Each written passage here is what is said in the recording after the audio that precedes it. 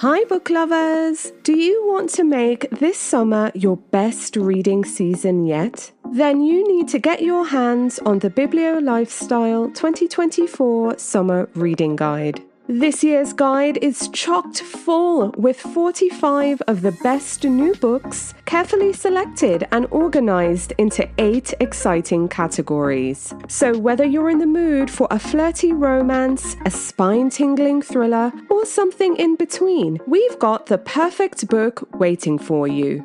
Now, if 45 books sounds like way too much and you're looking for a more curated experience, the Minimalist Reads list features 8 must-read books from across genres. But that's not all. The guide also includes fun recipes, engaging summer activities, plus thoughtful lifestyle and reading tips to enhance your summer reading experience. So head on over to thesummerreadingguide.com and download your free copy of the Biblio Lifestyle 2024 Summer Reading Guide. That's the word THE, summerreadingguide.com. I'll also include a link in the show notes so you can sign up there. So download your free copy today and don't miss out on the ultimate summer reading experience and discovering your next favorite book. Happy reading!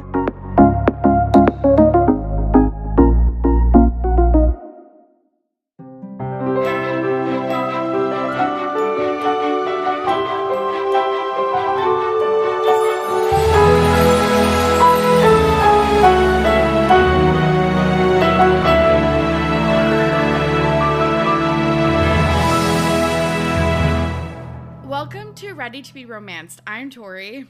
And I'm Mason. And today we are discussing the Fourth Wing bonus chapters. Oh my gosh. I cannot believe we're back so soon. I know. Barely a week has gone by. I know. I truly can't believe it because I had no idea that there was Fourth Wing bonus chapters. Yeah, I like how we were like, oh, these new things. And it's like, no, they're straight up from the first book, and we just didn't know that they existed. That's 1000% on us. Yeah. Again, this is a vibes-only Vibes podcast. only. We're not out here trolling the Reddits to figure out what's going on. That's not our vibe. Totally. It's really not. Have you had any thoughts since we last recorded Iron Flame? Okay, so I listened back to the episode, and I think you actually noticed it first. We didn't talk about how annoying Andarna is, which is a shame, because it was such a rich tapestry to be mined of just the annoying teenager bit was so old, which is like a thing that I think is a trope in books where it's like the annoying teenager that I get because teenagers can be annoying, I guess, but also it's just not very fun to read. Like, it just is not very fun or enjoyable. No, 100% agree. It's so weird because I'm like, I guess dragons have the same life stages as humans where like the teenagers are like pesky, talk back, like I pests, do also think that's weird though, because they live for like hundreds of years. So shouldn't their teenagers be like, and some books will say that it's like, oh, I'm only 30, so I'm basically in my teen years or whatever, my adolescence.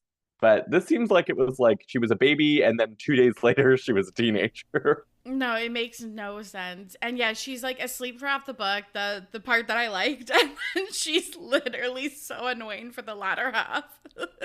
Oh, yeah. I was worried we were going to get canceled because I feel like this is such a beloved book and we were so, I think, rightfully like mean to it or whatever. Even though we did say multiple times in the book, like, we really actually enjoyed this book. It's just fun to like talk shit about it and stuff like that. And then I got so many DMs from people being like, oh no, don't worry. Like, I'm on the same page as you.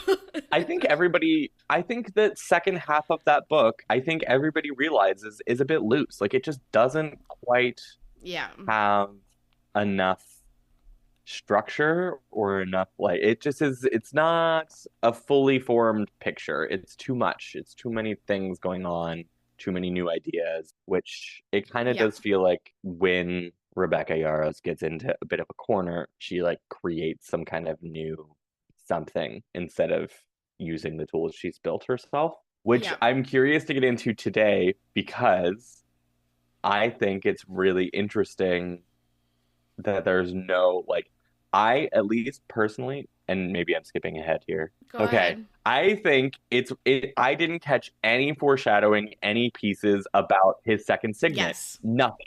No, like Correct. even just like Correct. hints of like, well, I think I can clearly tell that she's able to do this. It's like, oh, I can't even see. He like kind of treats her as this mysterious woman, which does like kind of lend into the like this just feels like a fucking thirst trap almost. Like it's like just like a full on like she's so hot the whole time. Like that's all these chapters are about, which is I think like it was entertaining to read, but then when I like finished it and then I went back and read it a second time and then I was like, but there's no that was like such a huge twist. And it kind of feels like you didn't know that was going to happen. And when you're writing twists that big and you're not planning for them, that scares me. 100%. I could not agree with you more. I was talking to my friend Johnny, shout out to Johnny, about this. And I was like, I do love when it's like the mysterious bad boy is actually deeply obsessed. Like, but like not showing it. Like, I do like that. So that part was fun to me. And I love their banter. So I was happy for these chapters. But my biggest gripe and grumble is that it is so shocking to me that there is not a like whisper of the intrinsic second signet. And I was like, I thought that that's what these were going to be. Yeah. Yeah, because she clearly has that sentimentality because she talks about the secret missions, which if you were reading this book, you wouldn't know about yet. Like you wouldn't know that he was doing that yet, like flying these secret missions. So she's clearly not afraid to allude to something that is going to be revealed later in the books from his perspective. So it wasn't Yeah. that she just didn't want to do that at all. It just felt like it wasn't even like a part of his character at this point in the first book, which Exactly. the Yeah. whole reason it was such a good twist is because, oh my God, was this a main part of his character? Like, was the entire reason that he was attracted to her in the first place is because he could read her intentions that she was like actually into him? Totally. And I was trying to think, how would she have done that in these chapters? I guess just like if he's reading her intentions so in the first chapter they're sparring, so I guess he would have been able to read what was going on in her mind, or like, because I was like, how would I have depicted this? I guess he could have saw the intention in her mind that she was going to poison her next opponent. And instead he was like, hey, I don't want her to do that. She needs to learn. I'm going to challenge her. Like, why wasn't something like that shown? Yeah. Or even just like when she goes to swipe him with the dagger and he's like, oh, wow, she really has an intent to kill. Like that word would even just clue me in of like, oh, her intention is actually to kill me or like cause real harm to me, which like it's not depicted that way. Like it really isn't. It's like Yeah. he can see where she's going, but it's also just like it's because she's used the same combination, I think is the word that she used. I don't know, fighting. I'm a lover, not a fighter. I don't know these words. I mean, Yeah, literally same. so Yeah, yeah, the same. Yeah, like kick punch combo is or that a thing? Do whatever. people pay attention to? I don't know, man. It's fine, whatever. The MMA stuff is not exciting for me. But I think that that was what he was lending itself to. She's a bad fighter, so she's telegraphing everything that she's doing instead of him innately knowing what she's going to do next. Which think there was like a couple of ways, even if like while in the chapter was it 16, the second chapter, even in that chapter, Yeah. if he had like made mention of like, oh, he like really wants to kiss her in this moment, like even like those things where he's like getting it off of Dane to like Yes. he's not getting it from Yes. Violet because he's so surprised when that moment happens, and it's like, how are you so surprised if you can read people's minds?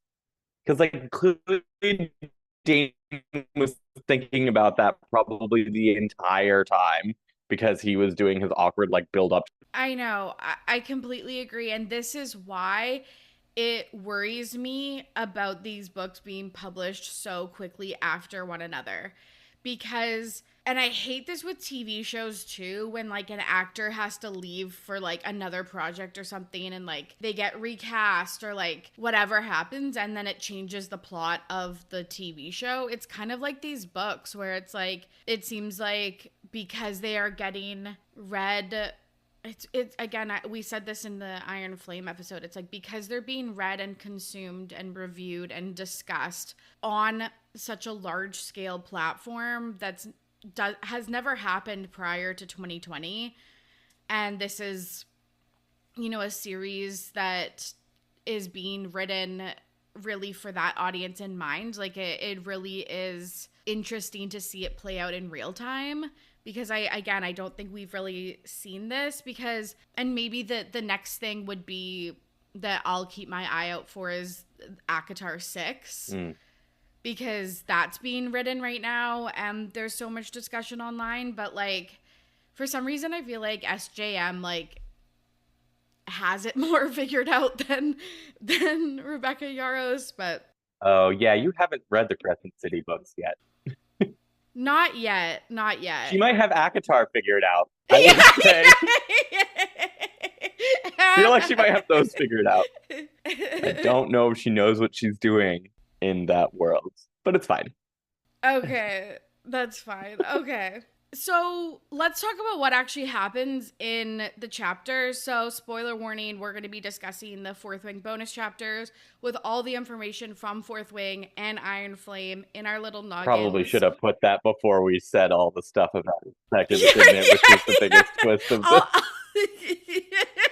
I'll put it in. No, leave it where it's at. If they're on the bonus set, they should know. Like, you have come into this, you should fully know. Yeah, literally. So the author is Rebecca Yarros. It was published November 7th, 2023, which is 7 days after Iron Flame comes out, which I thought was also interesting because I was like, but then why didn't you just re-edit those chapters?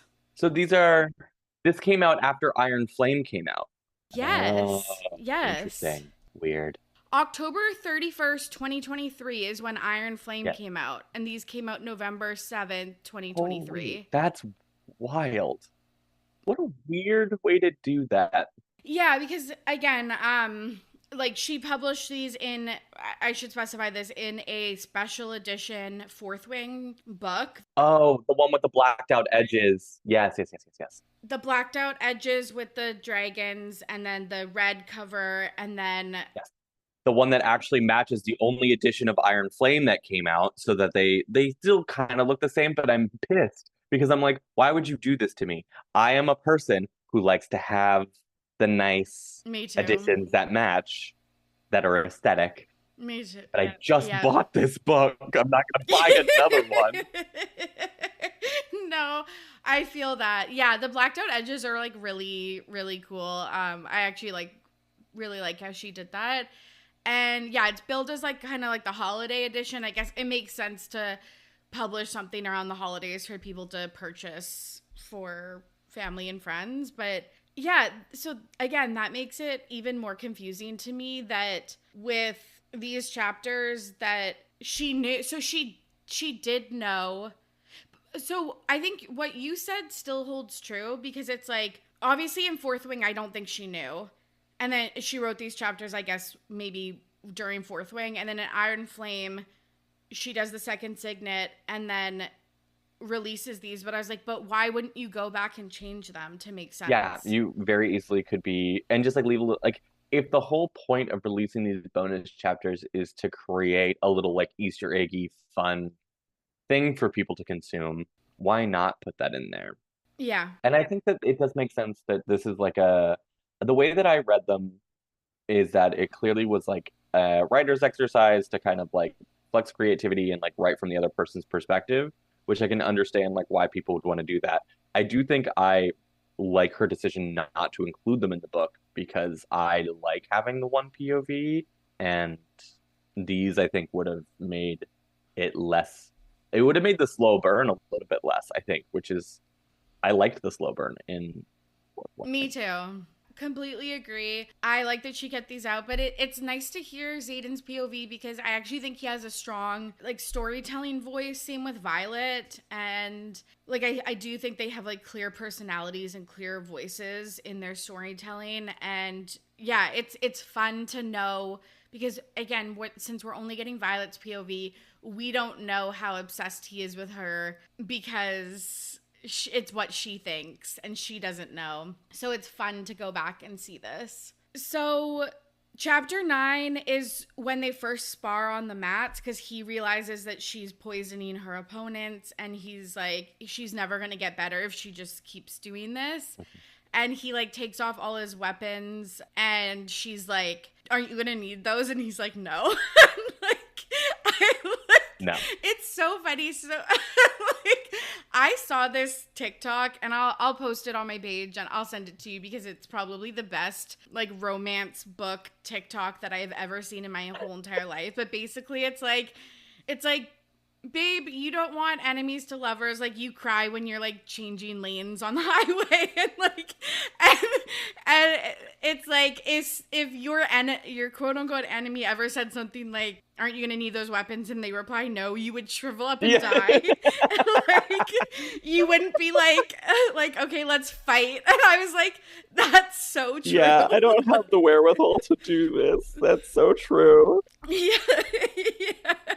It's so funny. Oh, that's so funny. That's so true. I'd be like, well, okay, goodbye forever. I'm just gonna go die in a corner. Thanks so much. This is so fun. Yeah, that would be me. That would be me. So yeah, what did you think of this? He doesn't want to hurt her because you know she kept his secret and he has this attraction to her. I think it was interesting, the secret piece, because I think that it kind of, the way that he describes it, her deciding to keep the secret was the first thing that clued him into that, like, he started to see her as maybe someone that he would find attractive, which I find really interesting. Yeah, because he needs that. Yeah, I think he needs that, like, ability to trust. That I think is... I'm not starting. I'm not starting. I'm not going there. I told myself I wouldn't do this today. But I do think that like it was interesting how, like, I don't know how else to describe. Yeah, it was interesting how horny he was the whole way through. Just like it was just, I didn't expect that because I didn't get that from necessarily from Violet's point of view. Like there's a couple of moments of like, oh, when he's like sparring with Garrick with his shirt off. Garrick? Doesn't matter. Garrick, yeah. I don't know. I don't know why I'm correcting you. We're doomed to never know, and that's okay. That's okay. But there's like a couple of those moments where she's like, oh my God, he's so hot. But like then it kind of passes and then it's not really brought up again. But like it is so like he's like, oh, I've never really thought about an opponent's mouth before. It's like there's like 29 pages in this, and like 27 of them are super horny. Like it just is I know. all it is. I was like, this is why I like these chapters more than like anything I read in Iron Flame, because I was like, finally, there's like, this is what good, I feel like banter and romance and like him just realizing all these things that is so fun. But yeah, he's like, oh my God, she smells so good. Why do I care what my opponent smells like? And like he keeps like noticing things about her, like her eye color and stuff like that. Oh, yeah. He had never noticed. I think it was her ever changing eye color. Yeah. What the fuck does that mean? What do you mean? Ever changing eye color nonsense. It's a tough sell. Like, yeah, 100%. Like, why are they blue? Why are they hazel? We actually got a question about that. I guess we can just answer it now. Like, at @red_fox asked, thoughts on her eye color via Xaden. It seems they're changing hazel blue. Like, does that mean anything? Or do you think that's just like, that's such a romance trope, like, that their eyes are changing in the light or they're violet or they're the clearest emerald you've ever seen or whatever. Like, yeah, I wonder a part of me wants it to be something to do with the plot because I think that would be cool. And the red eye Yeah. is the main giveaway, right? So For Venom. Yeah. it could be something cool to do with like maybe she, she's like super special, like she's a specialist one. So like maybe it's something to do with like her ability to do some kind of magic that nobody else can do. But I don't think that's right. I think Rebecca just wrote blue one time and then forgot and wrote hazel the next time.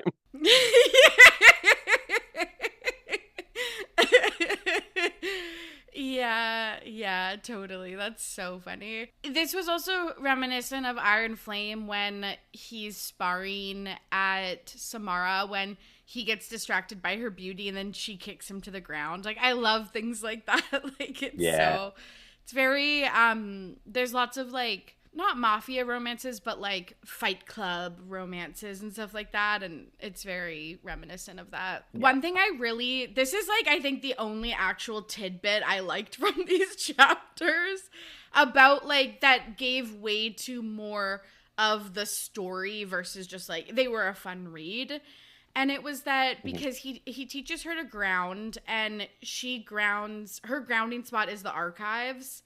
And his was the hillside of Tyrannodor. And I was like, I don't know, that was just really sweet to me. It was. I really like that too. I noticed that as well. And the way that he visualizes the like threads of connection was different than the way that I think Violet visualizes it as like lights coming through doors in her archives.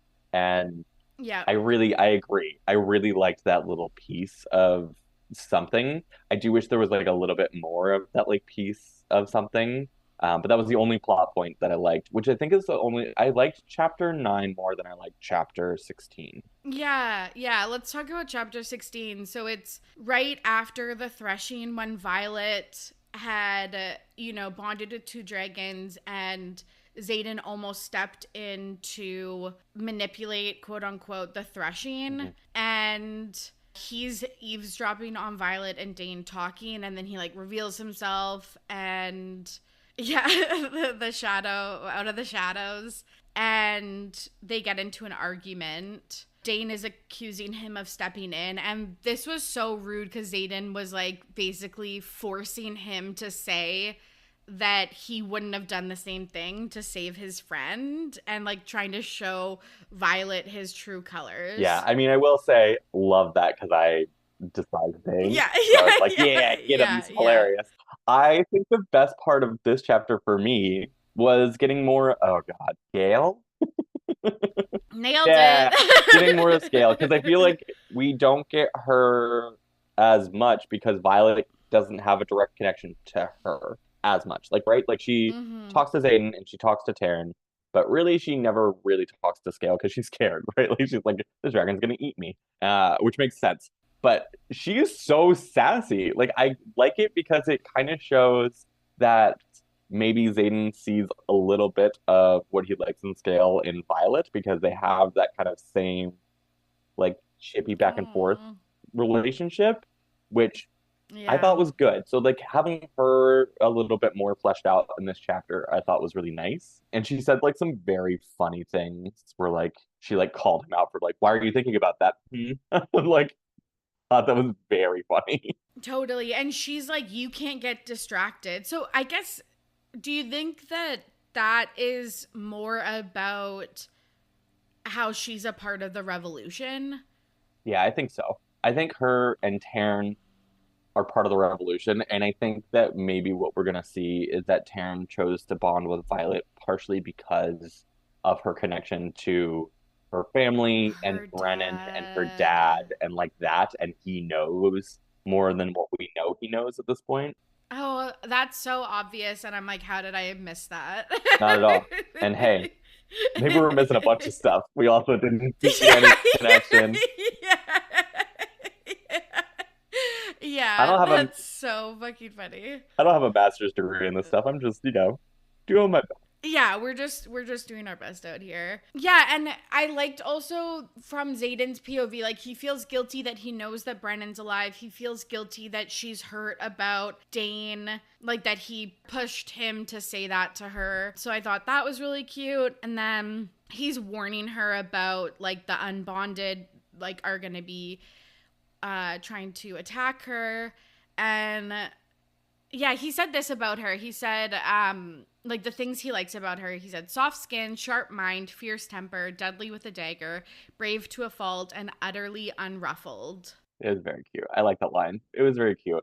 I mean, he clearly is obsessed with her, which Yeah, yeah. it did kind of ruin the enemies to lovers a little bit for me because I was like, were you ever enemies? Like, clearly you have been obsessed with her from day one.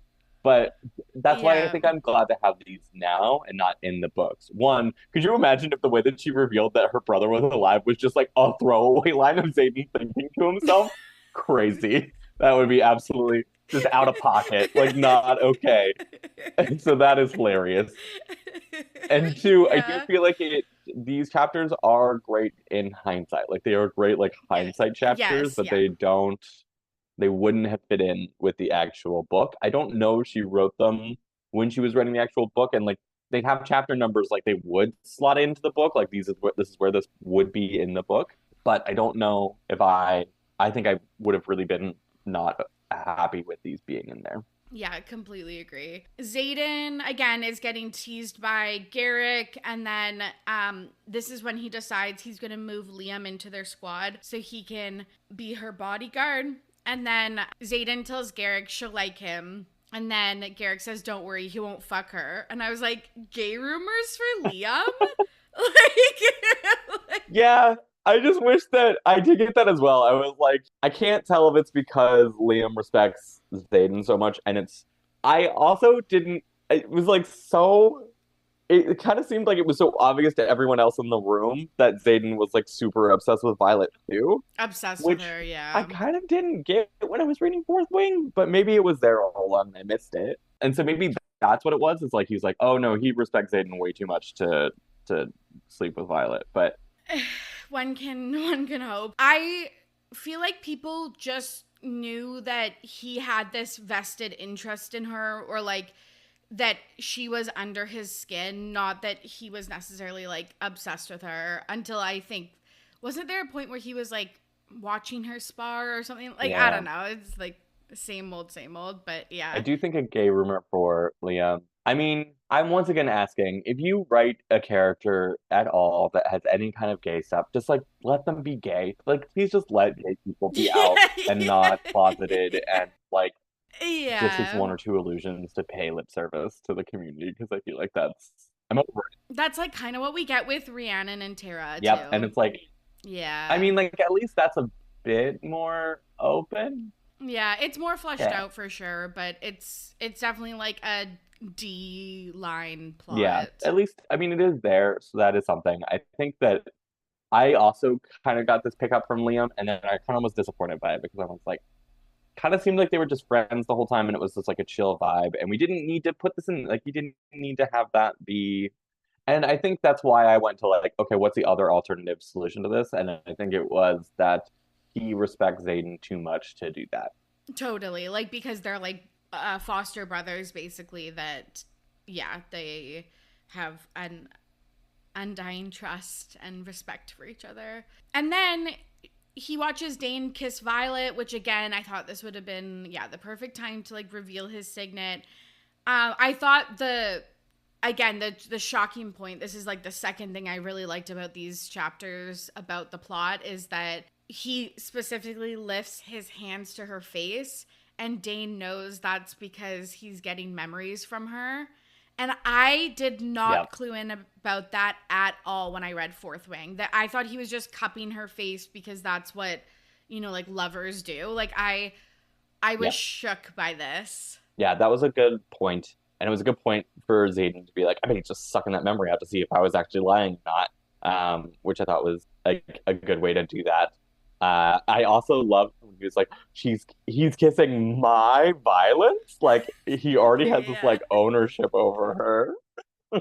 Yeah, I know. He's like realizing he's jealous for the first time. Man, oh man. Which is cute. It was cute. Okay, let's do a like shortened roundtable discussion. Internet investigation. This is our cursory peruse of the internet of things you need to know. Okay, I've been doing my little research, and in a recent interview, Rebecca Yarros said that there is something up with Violet's hair, so that's like a confirmed theory. We don't know what it is, but the gray streaks do matter. And then we were talking about how we thought Mr. Sorengale could be the sage or some like alive somewhere, and she's like, no, he's dead. We were super wrong. And that goes to show you, for all the folks listening at home, I wouldn't trust anything that we say.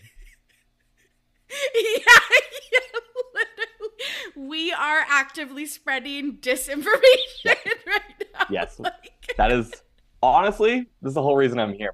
I'm just out here trying to sow mistrust, be devious everywhere that I can be. Yeah. There is a creator that I follow at Main Character Syndrome Pod. She has a podcast where she talks about romance novels, and she actually posted something about Xaden's signets, and I like commented on the post. I was like, okay, why does he have two when Violet has two, but it's because she has two dragons, etc., etc.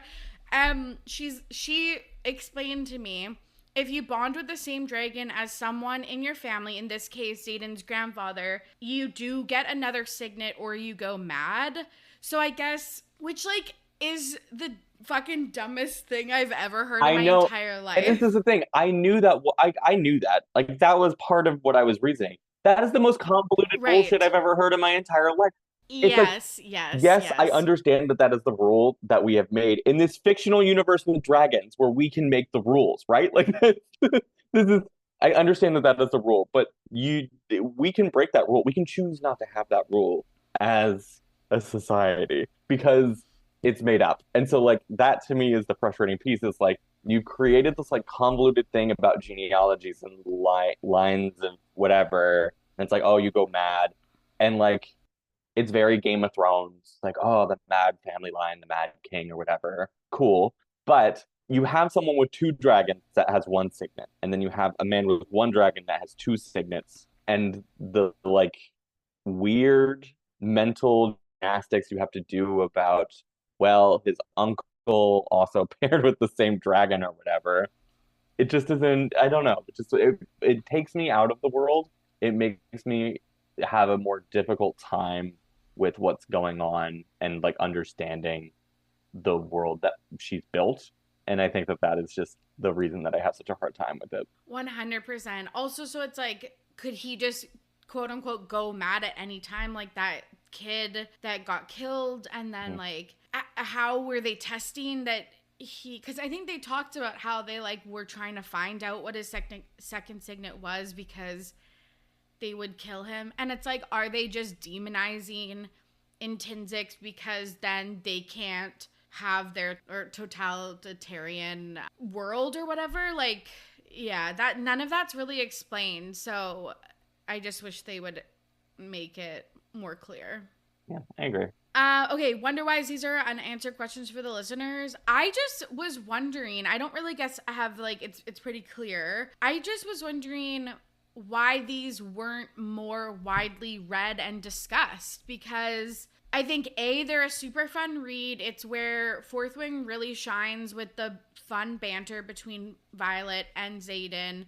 And then also it has, some Easter eggs for, upcoming plot points. But I'm chronically online and I did research for both of these books and I did not find them until randomly a TikTok came up on my For You page this week. Yeah, it's weird. I don't know what's going on. It kind of seems like there was so much hype around Fourth Wing that it became cool to hate on Fourth Wing so quickly that that cycle of publicity for things on the internet happened so quickly that maybe the attention had died down enough that it was just not as much of a thing.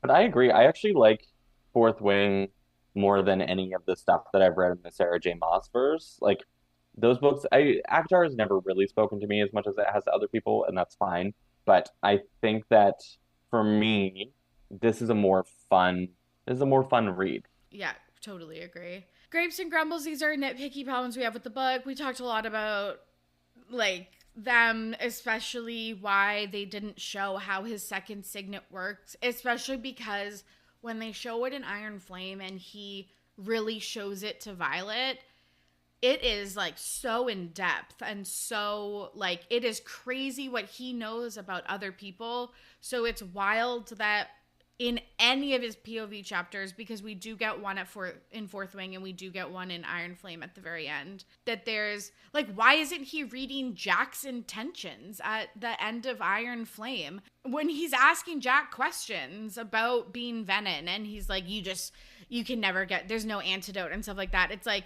well, then couldn't he read the intentions of like, Jack is telling me there's no antidote because like X, Y, and Z? Like, I'm confused. I know. It just is more fuel on the fire that it was a dumb decision to give him the second signet in the first place. Yeah. Oh, and then this is very, very minor. And I feel like it is different in different books. But like, sometimes it is annoying. Like you said, everyone sees that they like each other except for them. Does that ever really happen in real life? Like that everyone sees the attraction but you type thing and you're just like, deny, even though your best friend's making jokes about it. Like, is that just a romance trope? I don't know. I feel like I have experienced that in real life. I feel like that's something that like people don't realize they're as attractive or like they're as good of a fit for each other as they maybe are as soon as they would be. Yeah. And their friends are like, absolutely, you should get together with this person. Like that's the way to do it. So I feel like that happens more often than the trope of like, I see you better than anyone else. Like, I think that's more realistic to me. That reads more realistic as than Zayden saying, well, everybody else coddles you, but I know that you have a killer instinct and you are really special, and I'm the only one that can see that potential in you. I think that to me has always felt like how come this one person, just because they like them or find them attractive, has like this deep insight into this other human being that nobody else does. Like that to me is less realistic. Yeah.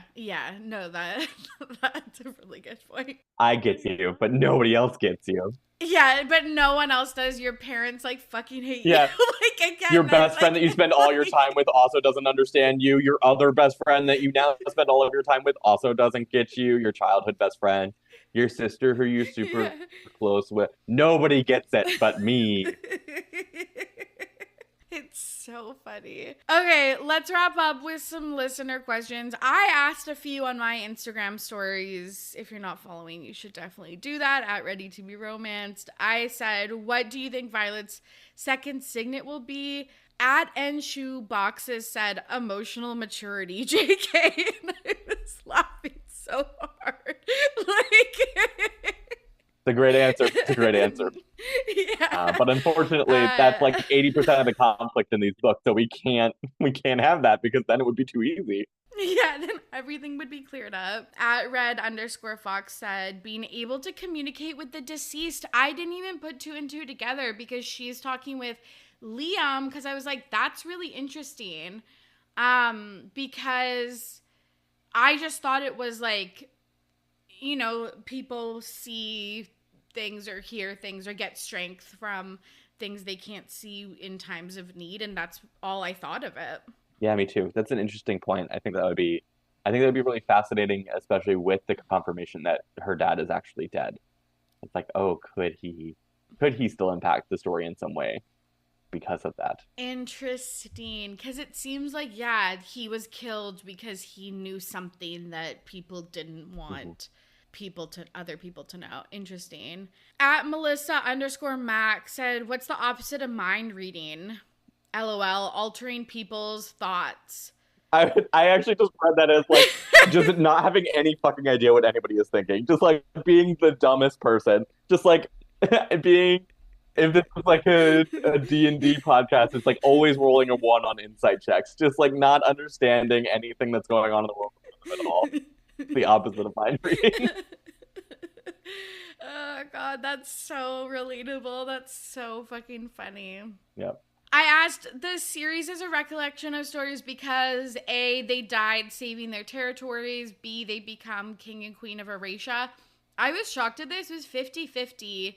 Like 44% said they die saving their territories. 56% said they become king and queen of Eurasia. What did you vote for? Did you vote? I didn't vote, but if I did say, I like the idea that they're not dead and they become the king and queen and I have a also long and put happy option life. B and king and queen happy life, but it's because we're two big softies, and that's fine. I know.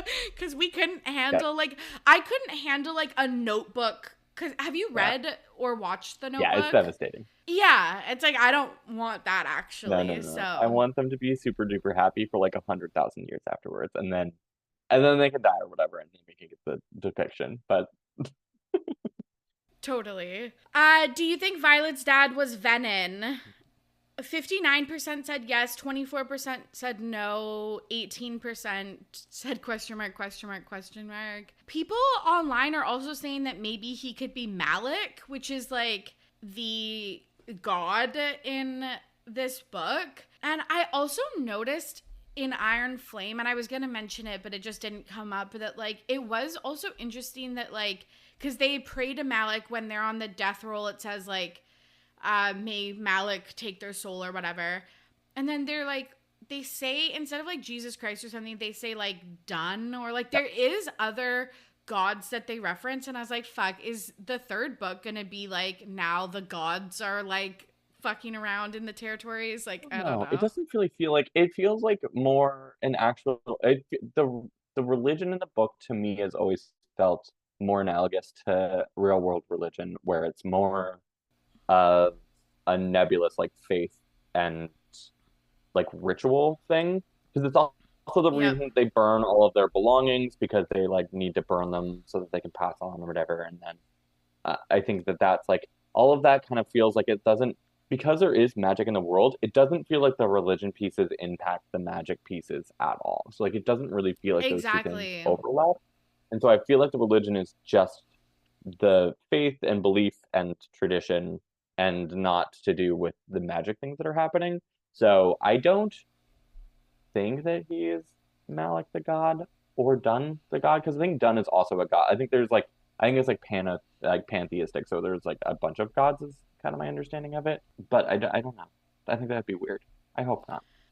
Yeah, I think it would be weird too. I don't believe it either. I guess the person's theory was that there's a bunch of times where Xaden says like to Violet, like, you'll be the death of me, or like, this will be the death of me, or like, blah, blah, blah. And people are just like, oh, maybe because the mystery around her dad is so present. But yeah, I don't see that either. I mean, like, I say things are going to be the death of all time, and I don't have a god as a father. Yeah, I'm being legit. Like,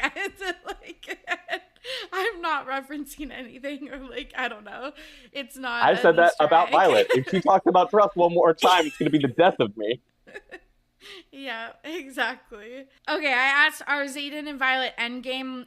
81% said yes. I also included Dane. 0%. I thought that was a bold choice. I saw that in the thing, and I was like, I'm fascinated to see if anyone picks this. I'm so glad to hear that everyone was also reading the book correctly. Yeah, 100%. And Rebecca Yarros also said in an interview, the same one I mentioned a few minutes ago, that she was like, Dane is the love that you think you need growing up, but then Xaden is like or like that you think you want or whatever, but Xaden is the love that you need. And I was like, yeah, there's no way that they're not endgame. Like, people are insane if they think that. And then I also put, we haven't met her endgame yet, and 19% of people said no, because a lot of people are like, well, she met him so early in the book series. And I was like, yeah, but like, again, I feel like people are like thinking that every book series now has an ACOTAR type twist, and I'm just like, no, this is just how book series go.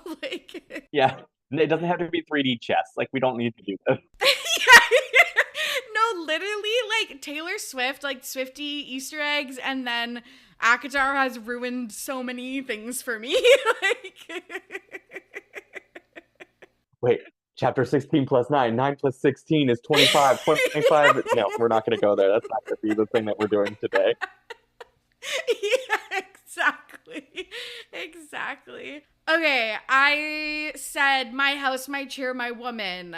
Is it hot, meh, or bad? And then 47% said hot, 37% said meh, and 16% said bad. What did you say? I said bad. It just was not for me. I clearly am in the minority on this one. I get it. I get it. I just feel like the other sex scenes in the book are hotter. This one to me was weird and out of character. I don't know. It just didn't vibe with me.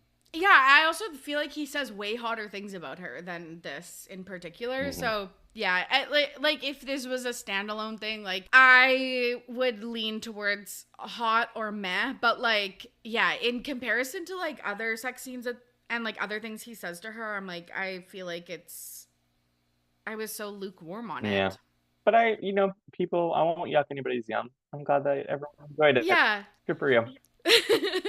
And then, okay, the last thing we'll wrap up with is at red_fox had another question for us. An Iron Flame question. Would you be able to become friends with Kat as Violet did after everything Kat did? And like, the short answer is like, no, because it's not even that like, short answer explains explains everything like yeah. Over explains it, but like short answer like, okay, settle down, I got a lot to say. yeah. Like no, because she is a bad person. Like it's not even what she did to Xaden or Violet, it's that she cares about one thing only, and that's securing power and the throne over a territory that she has no right to. So I was like, I wouldn't want to be friends with her because of that, not necessarily the like ex-lover thing. Yeah, it more was that she's a cartoon character. Like she's just so not like she just was so much obsessed with that one idea. And to me, it's like that is the biggest red flag of the whole thing. It's not anything that she did to Violet. It's just like I wouldn't necessarily want to be friends with anyone that petty or just like that single-minded or that like, I don't know. I do feel like maybe there was like something to do with like she's doing it because it will help like her family and like getting like with we need to get married because of the power piece of it. Maybe there's something more interesting in that, but I didn't really get that from her, and so I wouldn't be friends with her. She seemed kind of terrible. Yeah. Like, do I think she deserves to die? Like, would I have saved her in Violet's position? Like, probably. Like, that's why we like Violet, right? Is that she's, again, not hardened from this war college, and she still sees the best in everyone and would save people. Like, she feels so bad about the Jack Barlow death and stuff like that, even though he was horrendous to her. And so, I love that about Violet. Murder school. Not work on. Yeah. Sorry. Yeah. Murder school. Sorry, my bad. Literal murder school. Oh yeah, she's not hardened by the murder school yet. Yet. Like, yeah, and so it's like I liked that she saved her and stuff like that, but I don't think that they need to be friends, nor would I want to be friends. But I didn't want her to die. No, I think it's honestly most telling that Kat's friends also were like instantly good friends with Violet. Like everybody kind of gets along with Violet, and then they're like, sorry about Kat. Like it's like I wouldn't want to be friends with her because it doesn't even seem like her friends want to be friends with her. Like it doesn't seem like anybody. It doesn't seem like she's a nice person. No. Like people just kind of see her for what she is, and like it is kind of funny that she like came off as kind of like Paris Hilton, like princessy socialite, but then is actually like a cutthroat, like power hungry girly. So yeah. Okay, Mason, any last thoughts on these bonus chapters, Fourth Wing or Iron Flame, before we put this to rest? No, I don't think so. I'm sure I'll remember something that we forgot. Yeah, We'll be that's back. the story of yeah, that's the story of my life. I like end a podcast. I was like, oh, there was like 6 really important things I wanted to say, but instead I harped on the most nitpicky, inconsequential thing of the book for an hour. Like Yeah. Yeah. Did we just talk about one aspect of that book for 2 hours? Our bad. Sorry about that. Look forward to the next bonus episode where we just go back and actually talk about all the other things that we forgot to talk about. Coming to you soon. Yeah, exactly. Okay, thank you so much for coming on.